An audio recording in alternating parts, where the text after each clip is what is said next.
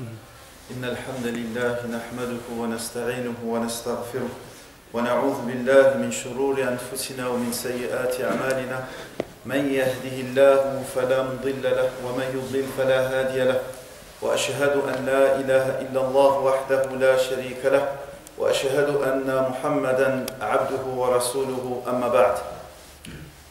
Nous continuons à parler sur le Hajj, même si une grande partie d'entre nous ne vont pas partir cette année au Hajj, mais ça servira pour les années futures ou pour des gens de ta famille qui vont partir au Hajj. Aujourd'hui, nous allons parler sur Adab al-Hajj wal-Umrah. Quelles sont les règles de politesse, les règles de bienséance qu'il faut avoir, qu'il faut mettre en place avant de pouvoir partir au Hajj ou avant de pouvoir partir à la Umrah. الأدب الأول الاستعداد للحج بتوبة صادقة. Premièrement, il faut que lorsque tu veuilles partir au Hajj, tu te prépares en faisant un repentir sincère. Et ça, al-tawbah, tout le monde en a besoin. Et chacun d'entre nous, on doit connaître shurut al-tawbah, les conditions du tawbah. C'est quoi les conditions du tawbah? C'est quoi les conditions du repentir? La sincérité. Al-ikhlas, la sincérité, premièrement. Après. Il faut réparer la faute qu'on a faite. Hein? Regretter. Al-nadam, le regret. Troisièmement. Al-iqla', le fait de stopper. Donc il faut que je sois sincère dans mon repentir. Il faut que Al-iqla', je m'arrête de faire le péché que je suis en train de faire. Troisièmement, il faut que je regrette sincèrement ce que j'ai fait. Et quatrièmement, il faut réparer la faute qu'on a commise sur quelqu'un. Non, ça c'est quand avec quelqu'un, mais toujours vis-à-vis d'Allah. C'est ne plus refaire. Voilà. Al-azm, le fait de mettre un vœu, une réelle intention de ne plus revenir sur ce péché. Le fait de mettre une réelle intention de ne plus revenir sur ce péché. Ça c'est quand ça concerne Allah. Pourquoi on a rajouté, alors que l'imam al-Nawawi, rahimahullah, dans son livre Riyad al-Salihin, il va citer que 3 conditions. Il va citer le fait de s'arrêter de faire le péché, le fait de regretter de faire le péché, et de mettre la ferme intention de ne plus revenir sur ce péché. Et d'autres savants, comme Ibn al-Uthaymin, lui rajoutent la sincérité. Pourquoi la sincérité? Parce qu'il se peut, une personne, lui, il fumait la cigarette. Il dit, moi j'arrête de fumer la cigarette. Entre parenthèses, nous quand on va le voir, on va dire, il fait tawbah. Il revient vers Allah. Al-tawbah c'est al-awba, al-ruju' ila Allah. Le fait de revenir vers Allah. Mais lui peut-être il s'est arrêté parce qu'il a un cancer au niveau de la gorge. Ou soit parce qu'il a dit, maintenant ça me revient trop cher, avec la crise que l'Europe subit, maintenant j'arrive plus à acheter un paquet par jour. Donc j'arrête. Donc c'est pas pareil que celui qui s'est arrêté, il a dit, je m'arrête pour Allah subhanahu wa ta'ala. Vous voyez pourquoi les savants ils ont insisté sur le mot al-ikhlas, sur la sincérité. Et si la faute que tu as commise, ça concerne un être humain, il faut que tu lui rendes son haqq. Il faut que tu lui rendes son dû. Tu répares l'injustice ou le mal que tu lui as fait. Si tu lui avais pris de l'argent, il faut que tu lui rendes son argent. Si tu avais menti sur lui, il faut que tu ailles voir les gens et tu dises non, ce que moi j'avais dit sur lui c'est pas vrai. D'accord? Donc il y a une 5e condition qu'on rajoute lorsque ça concerne un être humain. Et Allah subhanahu wa ta'ala il nous dit dans le Coran, وَتُوبُوا إِلَى اللَّهِ جَمِيعًا أَيُّهَا الْمُؤْمِنُونَ لَعَلَّكُمْ تُفْلِحُونَ. وَتُوبُوا إِلَى اللَّهِ جَمِيعًا. Allah il dit et repentez-vous tous. أَيُّهَا الْمُؤْمِنُونَ. Et repentez-vous tous. Qu'est-ce que ça veut dire? Ça veut dire que tout le monde, on a besoin de se repentir. At-ta'i' wal-mudhnib fi haja ila at-tawbah. Aussi bien celui qui obéit à Allah que celui qui désobéit à Allah, il a besoin de faire tawbah. C'est pour ça Allah il a dit jami'an, vous tous. Et repentez-vous tous. Pourquoi? Al-mudhnib, celui qui pêche, le pécheur, on sait pourquoi il se repent. Parce qu'il a péché. Mais pourquoi at-ta'i', celui qui obéit à Allah, pourquoi il doit faire tawbah? Li taqsiri fi ta'atillah. Pourquoi? Parce que tu ne vas jamais adorer Allah comme il se doit. C'est pour cela le prophète sallallahu alayhi wa sallam, quand il finissait la prière, qu'est-ce qu'il disait? Astaghfirullah, astaghfirullah, astaghfirullah. Pourtant, est-ce qu'il a fait un péché? Il vient de sortir d'un acte d'adoration, mais il demande pardon à Allah subhanahu wa ta'ala. Pourquoi? Parce que nous ne sommes pas capables d'adorer Allah comme il se doit, comme il le mérite, Jalla Jalaluhu. Donc c'est pour cela que Allah nous dit وَتُوبُوا إِلَى اللَّهِ جَمِيعًا أَيُّهَا الْمُؤْمِنُونَ. Ô vous les croyants, et repentez-vous tous, ô vous les croyants. Il n'a pas dit أَيُّهَا الْفَاسِقُونَ أَيُّهَا الْمُذْنِبُونَ. Donc les croyants, ils ont besoin de faire tawbah. Ils ont besoin de se repentir et de revenir vers Allah subhanahu wa ta'ala. Et aussi, pourquoi Allah il a dit les croyants? Pour pas qu'ils viennent dans ton cœur al-ghurur. C'est-à-dire tu sois trompé par ta foi. Tu dis pourquoi moi je veux faire tawbah? Pourquoi je veux faire tawbah? Moi, alhamdulillah, là je fais le hajj, alhamdulillah, moi je fais pas de péché. Combien j'ai entendu de gens, ils ont dit pourquoi je vais jeûner à Ashura? Alors j'ai déjà jeûné à Arafat, et celui qui jeûne à Arafat, qu'est-ce qu'il a comme récompense? Allah il lui pardonne 2 années de péché. L'année qui était en cours, plus l'année à venir. Il va dire pourquoi je vais jeûner à Ashura alors? Ça y est, j'ai déjà 2 années de péché. Mais qu'est-ce qui t'a dit qu'Allah il a accepté? Tu vois la différence? Qu'est-ce qui t'a dit? Toi, Foulan, toi, un tel, Allah il a accepté ton jeûne de Arafat ou ton jeûne de Ashura. Il n'y a personne qui te l'a dit. Vous avez compris? Donc c'est pour cela Allah subhanahu wa ta'ala il dit وَتُوبُوا إِلَى اللَّهِ. Et repentez-vous tous vers Allah. أَيُّهَا الْمُؤْمِنُونَ. Oh vous les croyants, لَعَلَّكُمْ تُفْلِحُونَ. Donc التوبة طريق الفلاح. Le repentir, c'est un chemin qui te mène vers la réussite, afin que vous réussissiez. Celui qui se repent vers Allah subhanahu wa ta'ala, obligé va réussir. Et regarde, le prophète sallallahu alayhi wa sallam, وَقَدْ غُفِرَ لَهُ مَا تَقَدَّمَ مِنْ ذَنْبِهِ وَمَا تَأَخَّرَ. Ses péchés passés et futurs, ils ont été pardonnés. Et les messagers, les prophètes, ils sont ma'soum. C'est-à-dire, les prophètes et les messagers ne peuvent pas faire des grands péchés. Mais regarde ce qu'il a dit le prophète sallallahu alayhi wa sallam dans un hadith rapporté par Muslim. Ya ayyuhan nas, tubu ila Allah. Ô vous les gens, repentez-vous vers Allah. Fa inni atubu fil yawmi ilayhi mi'ata marra. Il a dit, car moi je me repens à lui 100 fois par jour. Ô vous les gens, repentez-vous vers Allah, car moi je me repens à lui 100 fois par jour. Et dans une assise, tu pouvais entendre le prophète sallallahu alayhi wa sallam dire plus de 70 fois dans cette assise, Rabbi ghfirli wa tub alayya innaka antat tawwabur rahim. Ô Seigneur, ô mon Seigneur, pardonne-moi et accepte mon repentir, car c'est toi le grand pardonneur et l'être miséricordieux. Donc si le prophète sallallahu alayhi wa sallam il faisait ça, qu'est-ce que nous on doit dire? Qu'est-ce que nous alors on doit dire? Mais ça c'est question d'iman, c'est question de foi. C'est pour ça qu'est-ce qu'il a dit Abdullah ibn Mas'ud radiyallahu anhu. Il a dit Inna al-mu'mina yara dhunubahu ka'annahu qa'idun tahta jabal yakhafu an yaqa' alayhi wa inna al-fajira yara dhunubahu kadhubabin saqata ala anfihi faqala hakadha. Abdullah ibn Mas'ud qu'est-ce qu'il a dit? Il a dit le croyant face à ses péchés est identique à une personne qui est assise sous une montagne. Il a peur que celle-ci lui tombe dessus. C'est-à-dire que le croyant, à cause de sa foi, quand il fait un péché, il a peur. Il a peur, à la manière de celui qui est assis sous une montagne, il a peur que cette montagne elle lui tombe dessus. C'est-à-dire qu'à cause de son péché, il a peur qu'Allah le châtie. Ça c'est le taqwa, c'est la crainte d'Allah, c'est l'iman qui parle, c'est la foi.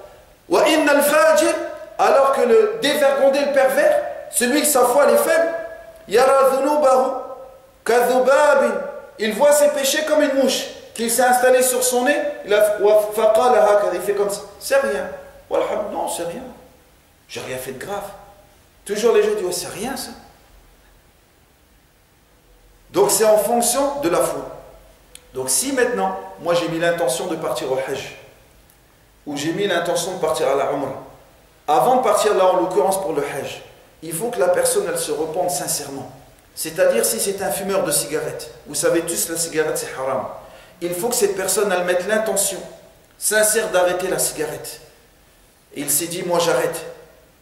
Il met l'intention et il met en pratique les conditions qu'on a citées précédemment.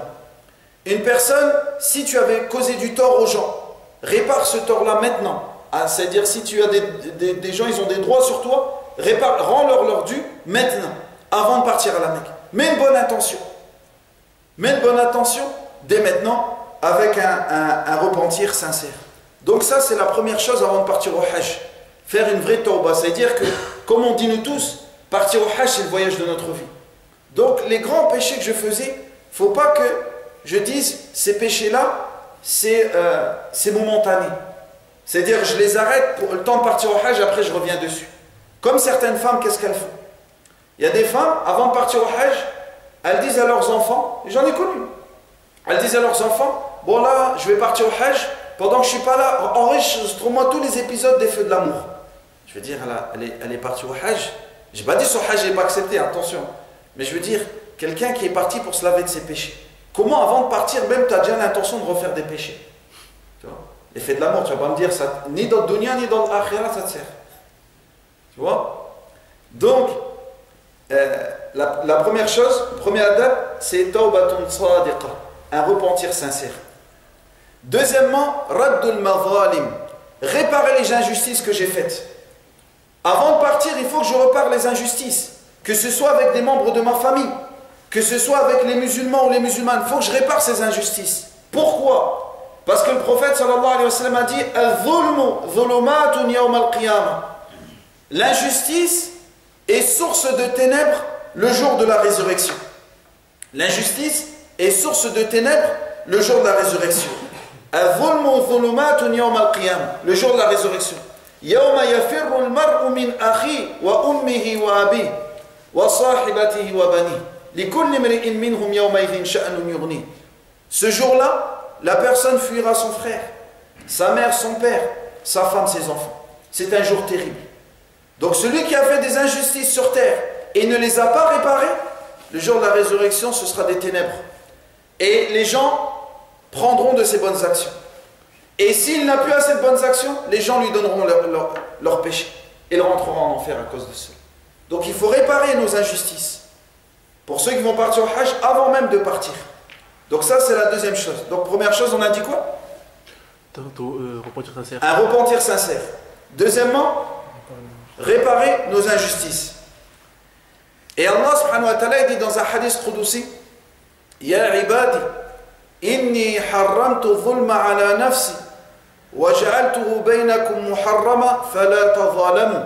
Dans un autre hadith, Allah, un hadith qudsi, Allah dit, ô mes serviteurs, je me suis interdit l'injustice à moi-même et je l'ai rendue interdite entre vous. Alors ne vous faites pas d'injustice. Alors, ne vous faites pas d'injustice. Troisièmement, lorsque tu veux partir au Hajj, le troisième adab, c'est an-nafaqatul halal. Il faut que tu partes avec de l'argent qui est halal, qui est licite. Pourquoi? Parce que si ton argent n'est pas halal, tes du'as ne sont pas acceptés. Tes du'as, tes invocations ne sont pas acceptées. Donc toi tu vas aller à Arafah. C'est le jour le plus important du Hajj. Ce jour-là, Allah il se vante des êtres humains auprès des anges. Et Allah il accepte l'invocation des pèlerins. Et la personne, il va dire Ya Allah, il lève ses mains, il demande à Allah, Allah il n'accepte pas cette dua, ces invocations. Pourquoi? Parce que son argent n'est pas licite. وقال رسول الله صلى الله عليه وسلم يا كعب بن عجرة إنه لا يدخل الجنة لحم نبت من سحت يعني من حرام. Le prophète sallallahu alayhi wa sallam, il a dit à Ka'b ibn Ujra, il a dit le corps qui a été nourri par de l'illicite, par du haram, ne rentrera pas au paradis. Un corps, innahu la yadkhulul janna lahmun nabata min suht, yani min haram. Un corps qui a été nourri par du haram, il n'entrera pas au paradis.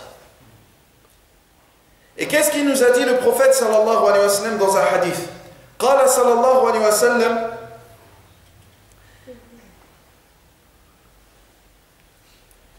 Inna Allah, ya ayyuhan nas, inna Allah tayyib. Ya ayyuhan nas, inna Allah tayyib. Oh vous les gens, Allah est bon. Wa la yaqbalu illa tayyiba. Allah est bon et il n'accepte que ce qu'il est bon. Wa inna Allah amara al-mu'minina bima amara bihi al-mursalin. Faqal ya ayyuha ar-rusul, kulu min at-tayyibat wa'malu as-salihat, inni bima ta'maluna alim. وقال تعالى يا أيها الذين آمنوا كلوا من طيبات ما رزقناكم. Allah, le prophète sallallahu alayhi wa sallam a dit Allah est bon et il aime tout ce qui est bon, tout ce qui est licite, tout ce qui est bon. Et il a ordonné aux croyants ce qu'il a ordonné aux messagers, c'est-à-dire de manger de tout ce qui est licite.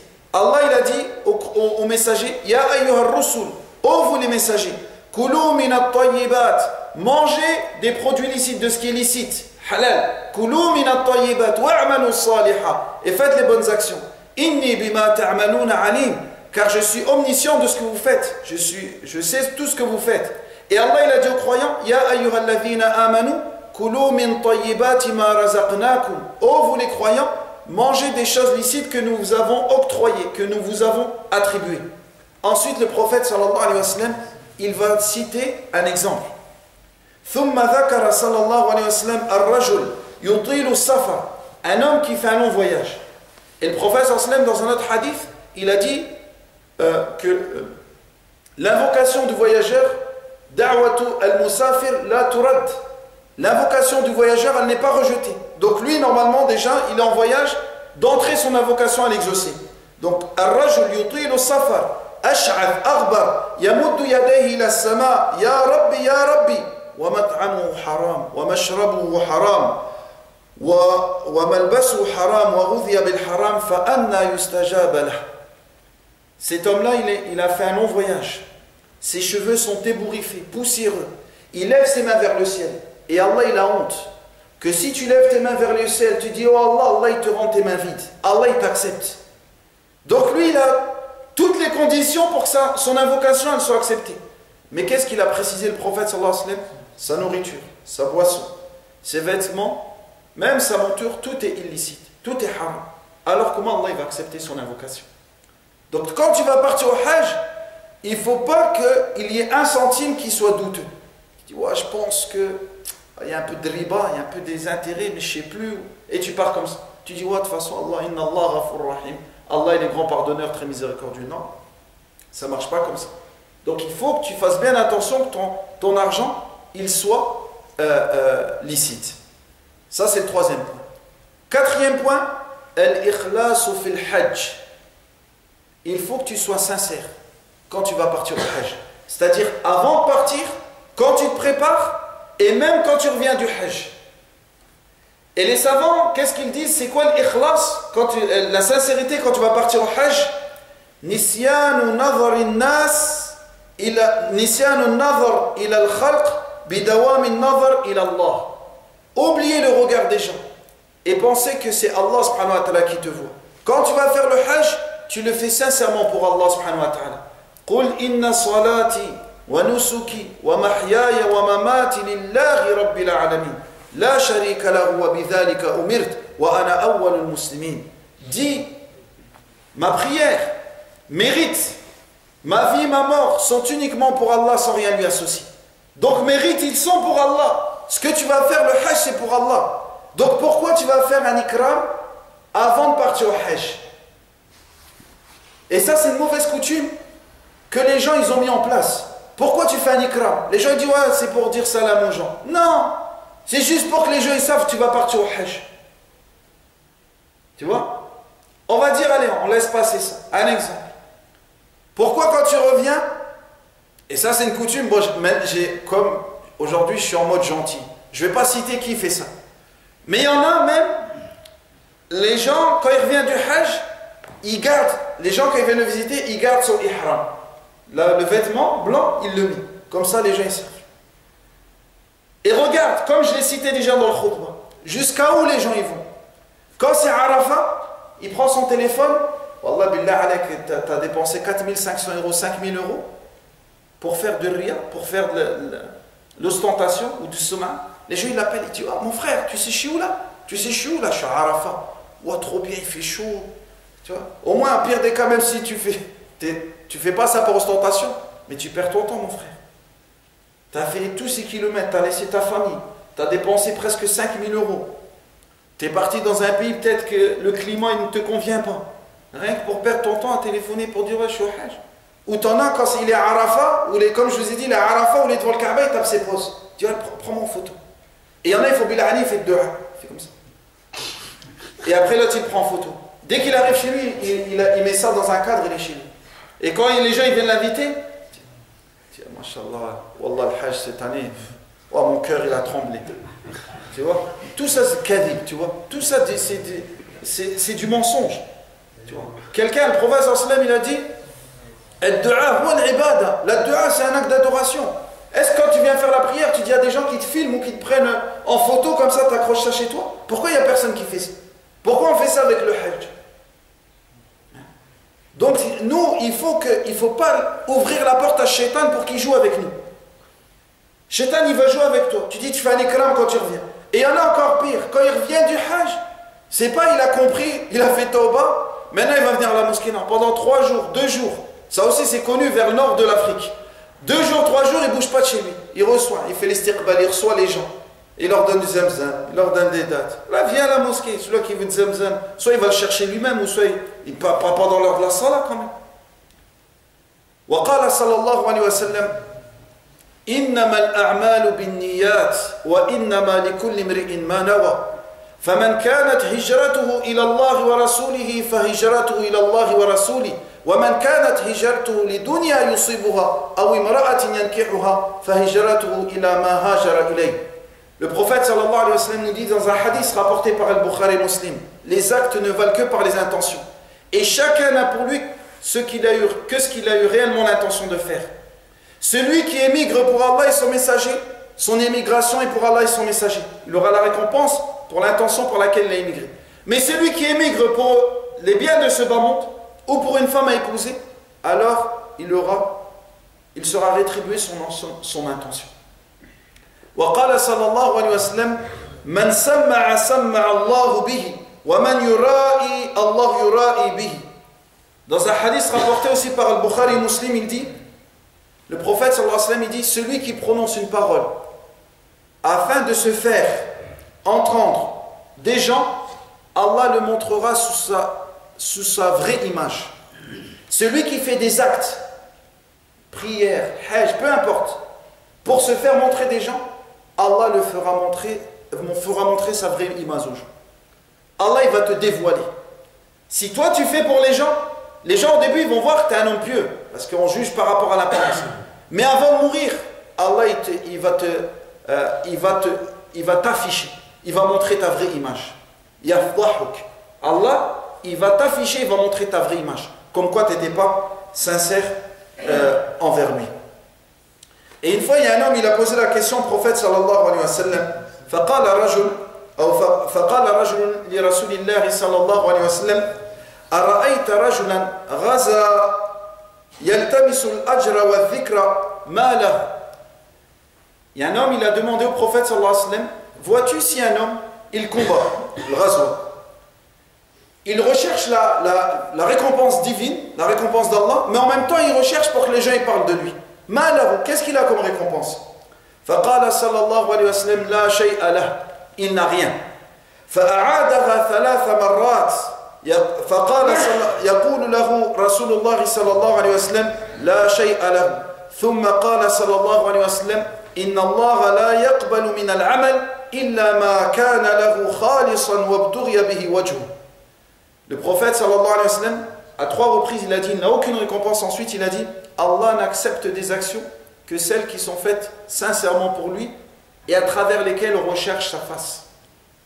Donc, il faut être sincère vis-à-vis d'Allah subhanahu wa ta'ala. Cinquièmement, ikhtiyarur rafiq as-salih. Cinquièmement, choisir une bonne compagnie. Et, bon, maintenant, je pense que c'est un peu trop tard, mais pour une prochaine fois, quand on part au Hajj ou quand on part à la Umrah, c'est toujours bien quand vous choisissez vos agences, bon, vérifiez qu'elles sont agréées par l'ambassade saoudienne, pour pas qu'il y ait de mauvaises surprises au moment du départ. Et aussi vérifier qu'il y a des gens de science, des gens qui eux-mêmes savent faire le Hajj. Parce que ma'al asaf al-shadid, maintenant malheureusement, tu vois des gens qui vont accompagner les pèlerins. Lui-même, il ne sait pas faire le hajj.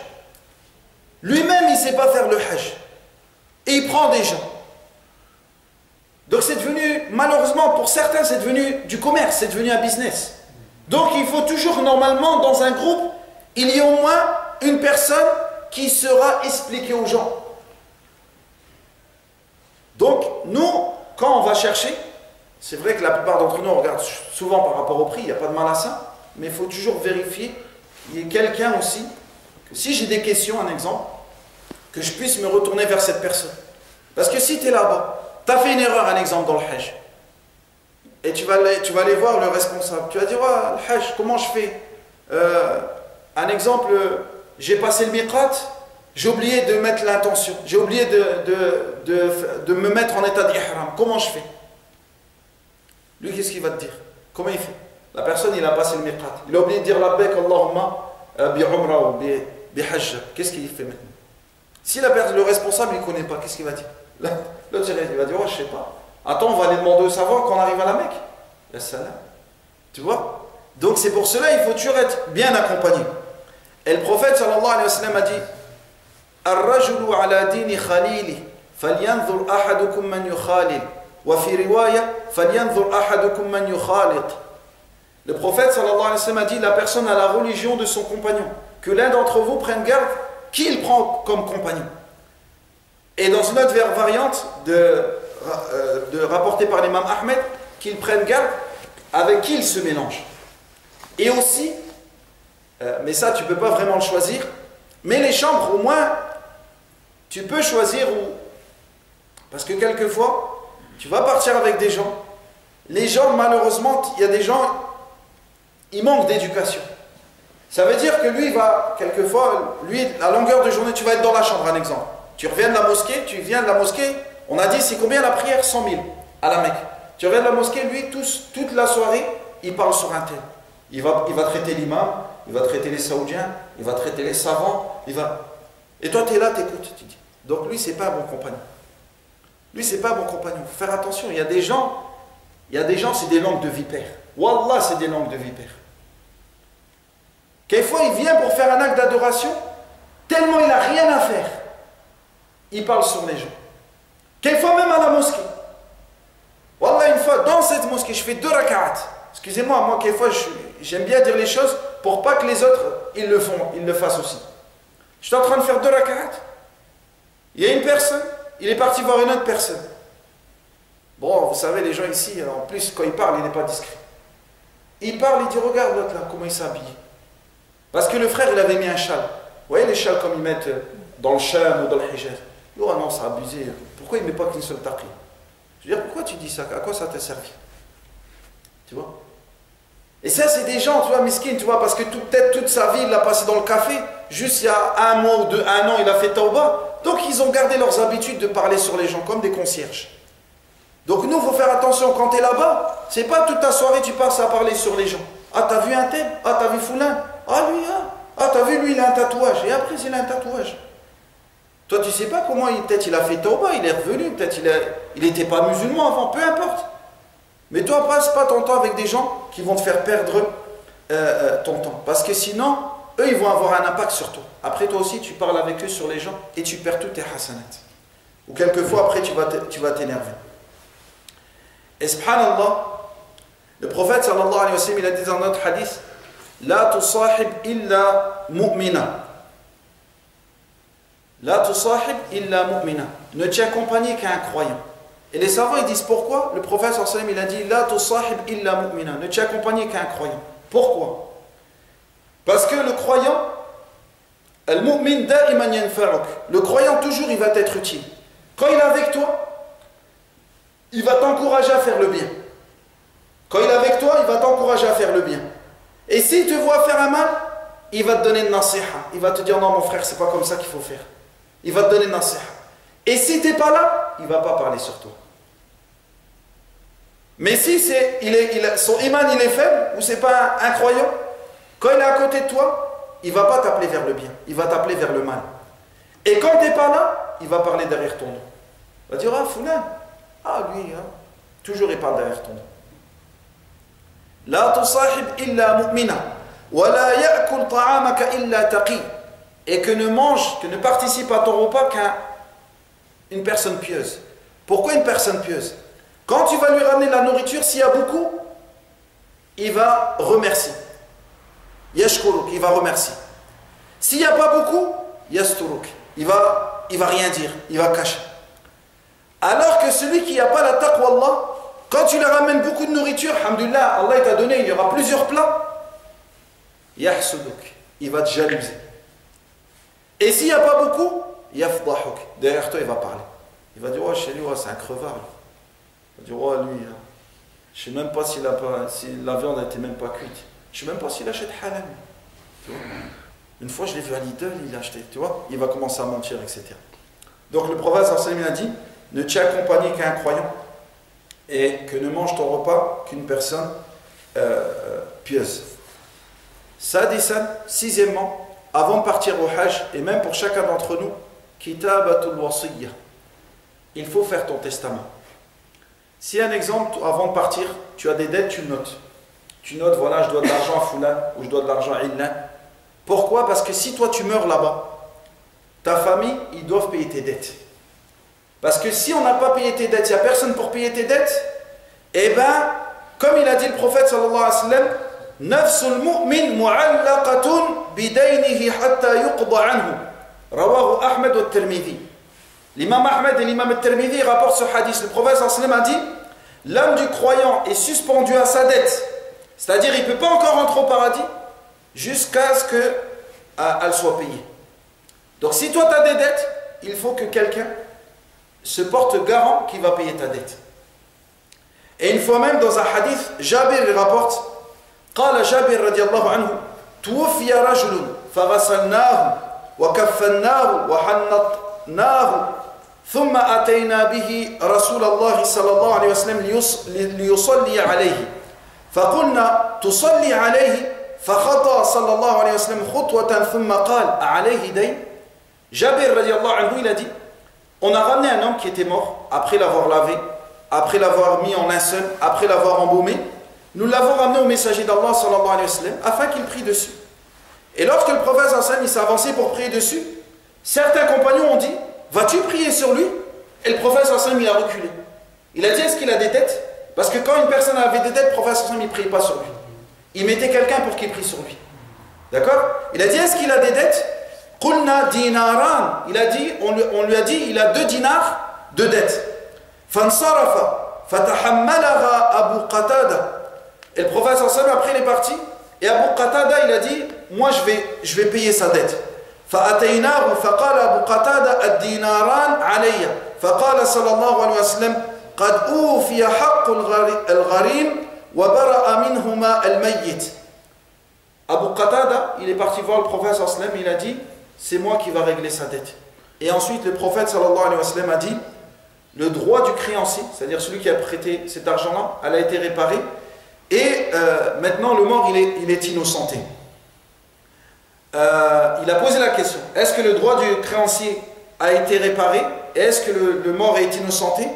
Qala Abu Qatada na'am fasalla alayhi.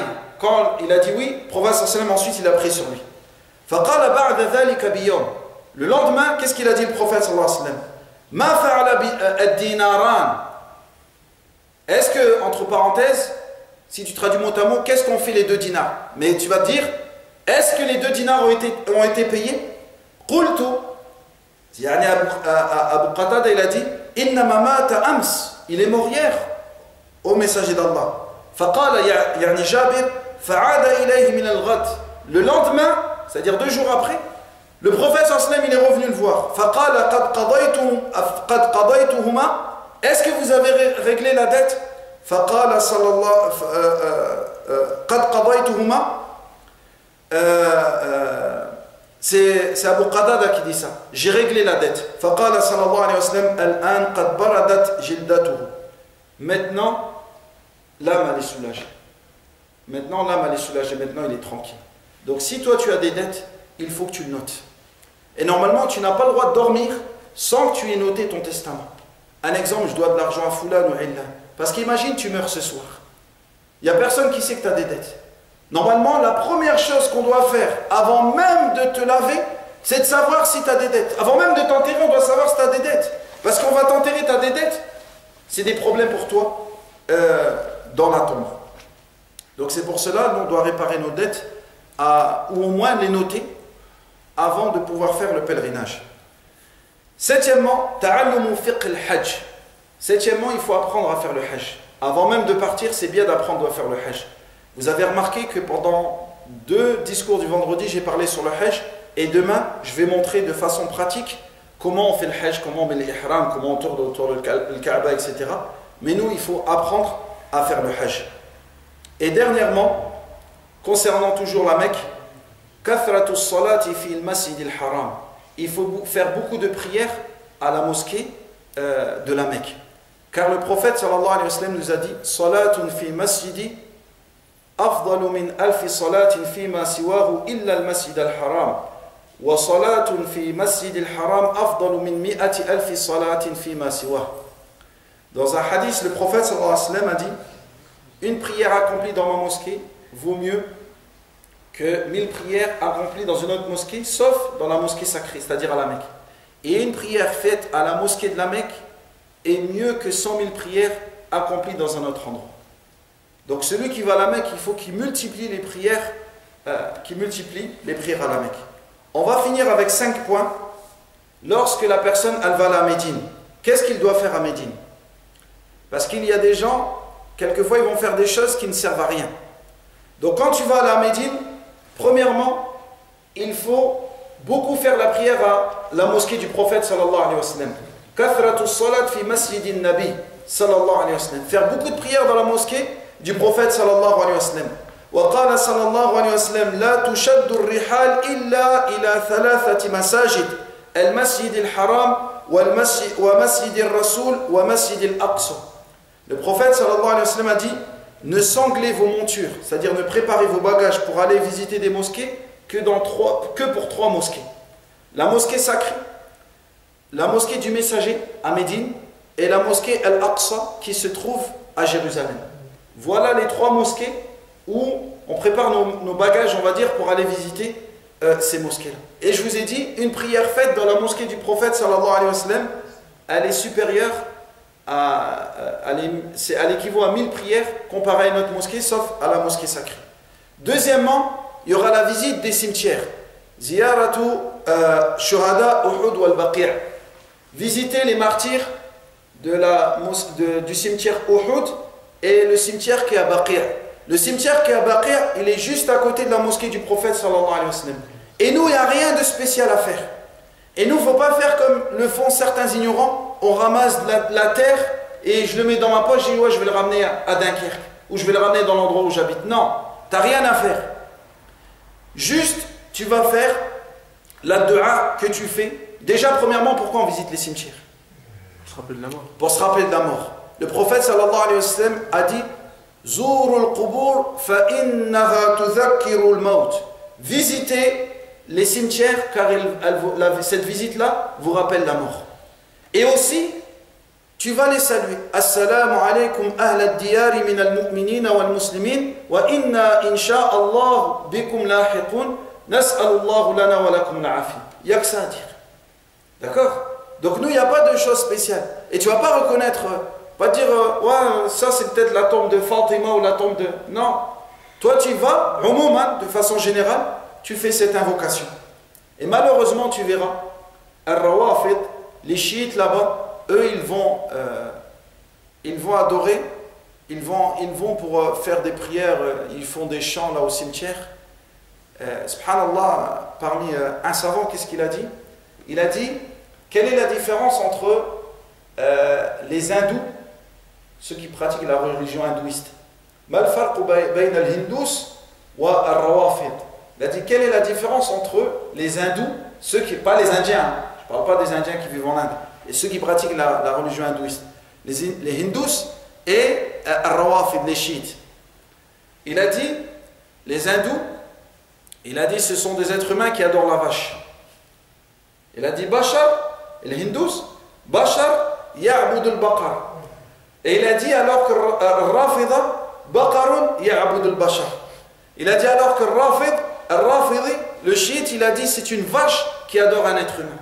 Ces gens-là, ils vont pour se prosterner devant des tombes et ils font des du'a devant des morts, etc. Nous, tout ça, il ne faut pas le faire. Et vous verrez des panneaux, pour ceux qui iront, vous verrez des panneaux d'interdiction.